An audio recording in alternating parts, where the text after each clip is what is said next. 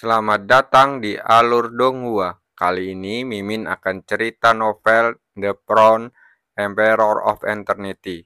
Sebelum mendengarkan, jangan lupa subscribe, like, komen, dan share ya, biar Mimin tambah semangat. Selamat mendengarkan. Melanjutkan episode sebelumnya, kekuatan orang ini sebenarnya menjadi jauh lebih kuat. Melihat Cukuang Seng yang dipenuhi dengan niat membunuh, mata Seng Losi penuh dengan keterkejutan. Itu memang sangat kuat. Kekuatan Yao Hongye sangat tirani, bahkan di alam 9 kuali tingkat 8. Tapi orang ini benar-benar mampu bersaing dengannya. Hyoyun berkata dengan suara yang dalam. Saat keduanya terkejut, Cukuang Seng menyatukan tangannya, dan cahaya hitam gelap melonjak ke langit, langsung berubah menjadi pedang tajam yang tak tertandingi. Hukuman kematian membelah surga. Tatapan tajam muncul di matanya, dan dia menggunakan tangannya sebagai pisau dan menebas ke depan dengan keras. Bila hitam itu terbang keluar, membawa aura tajam yang luar biasa, dan melintasi ruang seperti kilat menebas ke depan. Kulit Yang Hoye berubah, dia menunjukkan tombak di tangannya, dan nyala api yang menakjubkan meraung, langsung bertabrakan dengan pedang hitam pekat. Gelombang kejut yang dahsyat mengamuk dengan dahsyat di puncak gunung, menghancurkan setiap pohon dan mengubahnya menjadi bubuk di tempat. Bajingan kecil, aku harus membunuhmu hari ini. Tombak di tangan Yao Hongye bergetar, membelah pedang hitam pekat, dan menikam ke arah Cukuang Seng. Cukuang Seng langsung mencibir. Tangannya berubah seperti angin, dan semangat juang yang menakjubkan mulai berkumpul di atas kepalanya. Saat berikutnya, retakan terbuka di langit dan bayangan hitam besar keluar darinya. Pancung untukku, dia berteriak dengan dingin, memancarkan niat membunuh yang dingin. Bayangan hitam itu melangkah maju, memegang pedang hitam gelap dengan kedua tangannya, dan menebas ke bawah. Yang Hoye menggoyangkan pergelangan tangannya, memutar ujung tombak dan mengarahkannya ke udara. Setelah keduanya bersentuhan, ledakan sonik yang keras bergema, dan gelombang kekuatan yang dahsyat menyapu. Di puncak gunung, kemampuan gelombang kejut lewat, bebatuan besar meledak satu demi satu, membentuk lubang yang dalam. Saat berikutnya, Yao Hongye merasa ngeri melihat retakan yang terlihat jelas dari tombaknya. Meskipun retakan ini sangat halus, namun membuatnya ngeri. Kekuatan bajingan kecil ini sebenarnya meningkat lagi. Hancurkan untukku. Bayangan hitam tiba-tiba meledak dengan semangat juang yang menakjubkan, dan bahkan pedang di tangannya terpancar dengan kuat pada saat ini, memancarkan aura tajam yang tak tertandingi. Di saat berikutnya, bayangan hitam itu mengangkat pedangnya sedikit, lalu menebasnya dengan keras. Kekuatannya mengerikan tercurah, dan tombak merah menyala itu langsung hancur seketika di bawah tebasan ini dan langsung jatuh ke tanah menjadi beberapa bagian. Yang Hoye merasa seolah-olah dia telah dipukul dengan keras. Dia membuka mulutnya dan mengeluarkan seteguk darah, lalu terpental mundur. Punggungnya membentur dinding batu dengan keras, sehingga menimbulkan retakan pada dinding batu tersebut. Setelah menstabilkan tubuhnya, Yang Hoye memandang Cukuang Seng dengan ekspresi ngeri. Kekuatan bertarung orang ini di masa jayanya begitu dahsyat. Potong, Cukuang Seng tidak memberinya kesempatan untuk bernapas.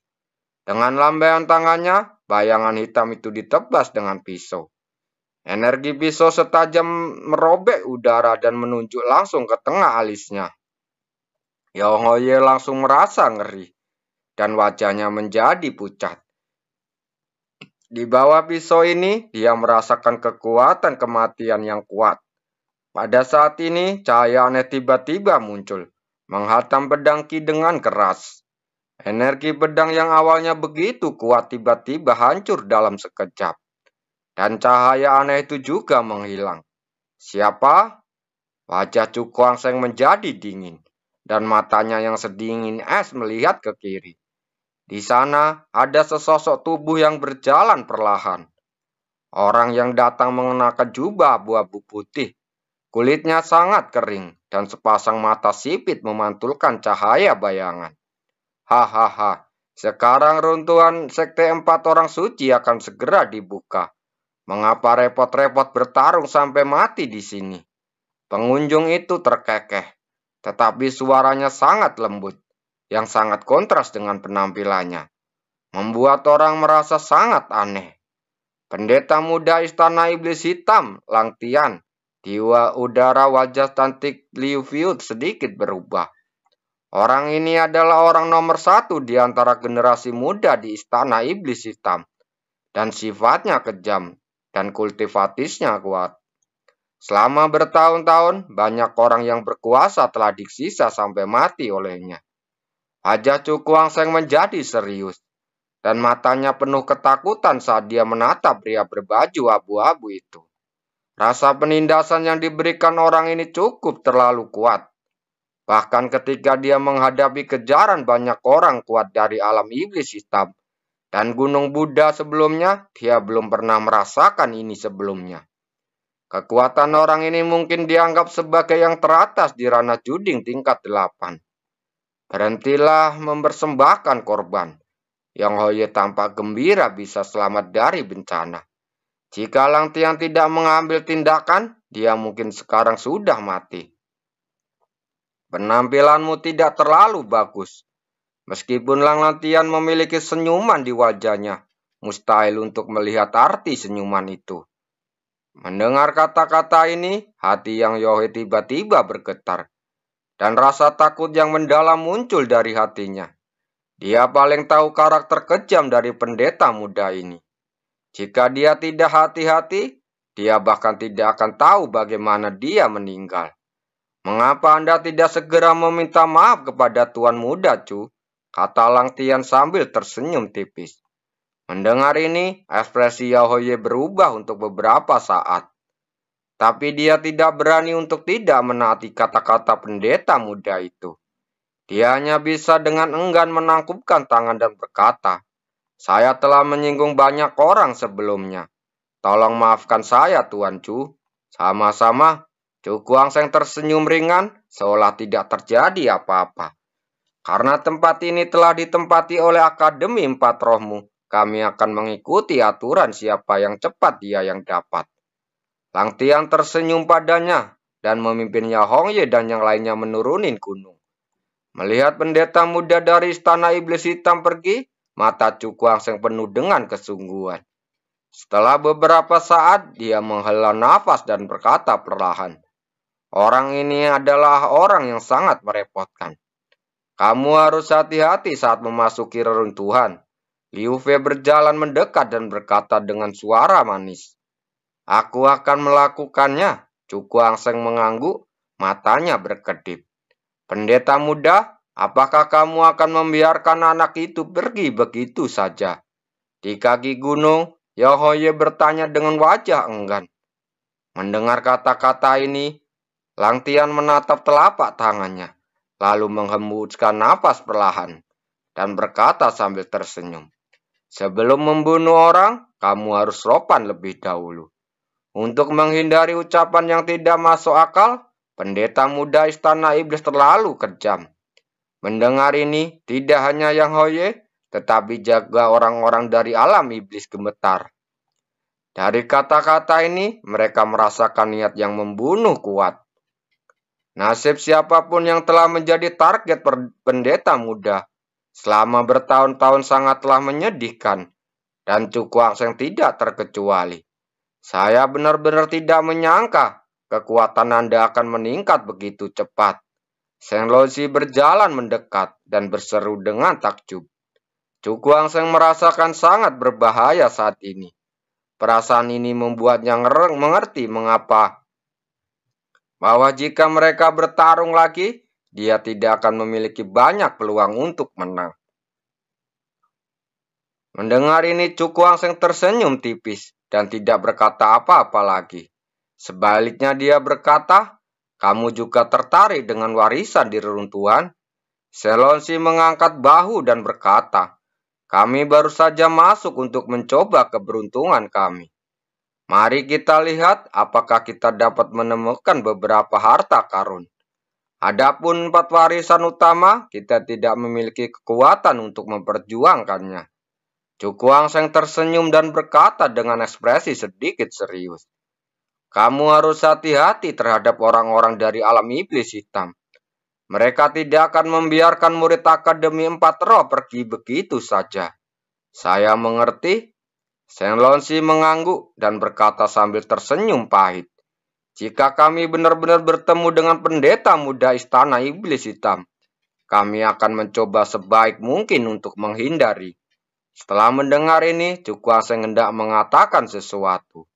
Ketika ekspresinya tiba-tiba bergetar dan dia melihat ke kejauhan. Tanah di kejauhan tiba-tiba bergetar hebat, dan akhirnya membentuk gelombang pasir yang bergulung-gulung, menderu dan bergelombang, menyapu ke segala arah. Deru angin terus berlanjut, dan tornado pasir terlihat terbentuk dari atas gurun, menyapu angin dan pasir di langit, dan menyatu menjadi badai pasir yang berputar cepat melintasi langit. Hati Cukuang Seng tiba-tiba bergetar, dan matanya tiba-tiba terbakar. Ini, reruntuhan 4 sekte orang suci akan segera muncul. Pada saat ini, bukan hanya dia, tetapi semua orang yang hadir sedang melihatnya dengan sangat terkejut. Pasir dan batu bergulung-gulung, bergelombang seperti gelombang laut. Dan bukit-bukit itu hancur saat itu, dan menyatu menjadi pasir dan batu. Angin kencang menyapu langit, meniup pasir yang menutupi langit, dan menghalangi sinar matahari, membuat pandangan semua orang kabur. Dan di atas gurun pasir, badai pasir melintas langit, dan tiba-tiba mengoyak bumi, dan suara menggelegar bergema di seluruh langit ke segala arah. Setelah beberapa saat, badai debu perlahan menghilang, dan cahaya kemasan terang keluar dari bawah celah. Seiring berjalannya waktu, cahaya kemasan menjadi semakin intens, dan akhirnya berubah menjadi gelombang udara kemasan yang mengepul, menyapu ke sekeliling. Kemudian, gelombang udara kemasan keluar dari retakan, mendidih seperti cairan. Gelembung emas yang tak terhitung jumlahnya pecah, dan suara ledakan tidak ada habisnya. Sebelum melanjutkan, jangan lupa like, komen, dan subscribe ya, biar Mimin tambah semangat. Di bawah aura ini, bahkan gelombang pasir yang bergulung pun menjadi tenang dalam sekejap. Sepertinya pasir dan batu juga memiliki spiritualitas. Takut akan rasa penindasan yang mengerikan. Banyak orang yang tampak ketakutan. Ketika rasa penindasan menyebar, mereka merasa seolah-olah sedang membawa gunung di punggungnya. Telapak kaki mereka tenggelam jauh ke pasir, dan mereka hampir jatuh berlutut. Selain itu, kekuatan luar angkasa yang awalnya aktif di tubuh mereka juga ditekan oleh kekuatan tak terlihat. Dan kecepatan aliran menjadi sangat lambat, seperti air yang terkondensasi. Sungguh kekuatan penindasan yang sangat menakutkan. Cukuang Seng melihat tempat di mana cahaya kemasan terang meletus. Dia sebenarnya tidak dapat membayangkan berapa banyak orang kuat yang hilang dari 4 sekte suci di sini. Karena dapat memancarkan kekuatan menindas yang begitu menakutkan setelah ribuan tahun berlalu. Jika orang-orang kuat ini tidak jatuh, mereka mungkin tidak perlu mengambil tindakan. Hanya dengan mengandalkan tekanan nafas saja, sudah cukup untuk membuat mereka meledak dan mati. Ini adalah ranah kekuatan yang sama sekali berbeda.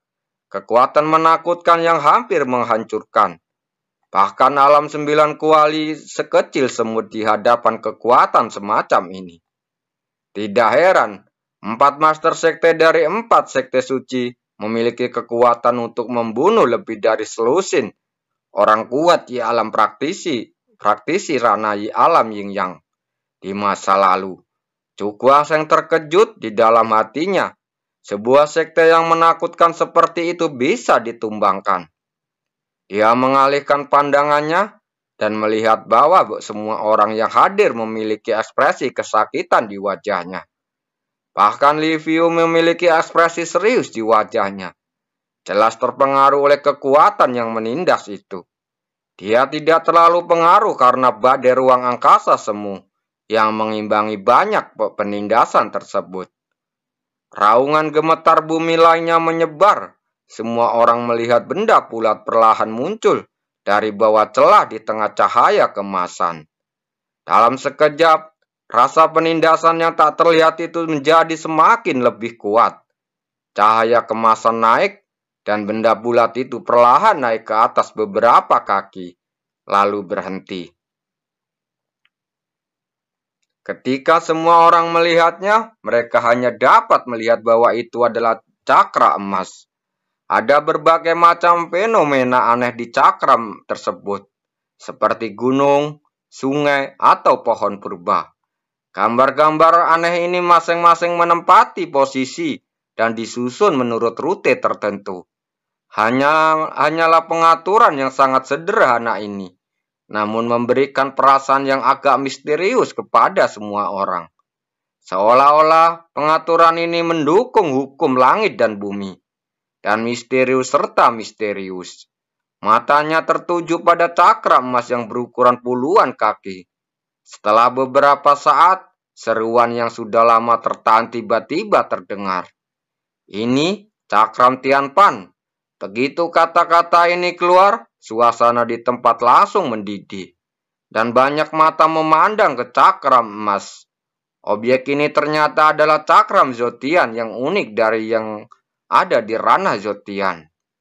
Dikatakan bahwa praktisi puncak di ranah Jiuding menggunakan kekuatan sirkulasi Zotian untuk memadatkan 9 Yuanding menjadi satu ketika dia menerobos. Ternyata itu adalah cakram Zotian. Cukuang Seng melihat ke cakram itu dengan cahaya kemasan yang cemerlang. Dari situ, dia melihat fluktuasi misterius. Itu adalah kekuatan unik yang dimiliki oleh mereka yang berada di ranah Zotian. Tapi di mana runtuhannya? Dia melihat sekeliling, tapi dia tidak menemukan jejak reruntuhan itu. Reruntuhan itu pasti bersembunyi di dalam kehampaan dan ditutupi dengan cara yang cerdik. Liu Fei menunjuk ke ruang kosong di belakang cakram Tianpa saat berkata, "Gunakan kekuatan mentalmu untuk menyelidikinya, dan kekuatanmu mungkin dapat menemukan sesuatu." Setelah mendengar ini, mata Cukuang Seng tiba-tiba berbinar. Dengan kekuatan 4 sekte orang suci, bukan tanpa kemampuan ini. Begitu dia memikirkan hal ini, matanya dengan cepat mengalihkan pandangannya. Dan kekuatan spiritual yang kuat menyapu dari tengah alisnya. Kekuatan spiritual menyebar dan menyerbu ruang itu. Setelah beberapa saat, matanya tiba-tiba terbuka. Dan seberkas cahaya keluar dari matanya. Bagaimana? Liu Fei bertanya dengan penasaran. Mata Cukuang Seng terkejut dan dia berkata dengan takjub. 4 sekte orang suci ini benar pandai menyembunyikan reruntuhan besar dari udara dan memutar balik ruang. Terima kasih.